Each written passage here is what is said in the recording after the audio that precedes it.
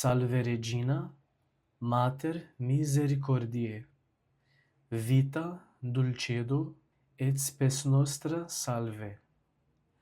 A te clamamus, exules filii Eve.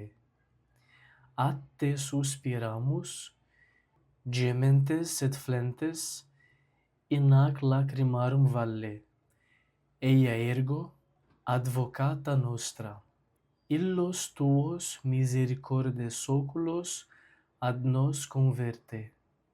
Et Iesum, benedictum fructum ventris tui, nobis post hoc exilium ostende.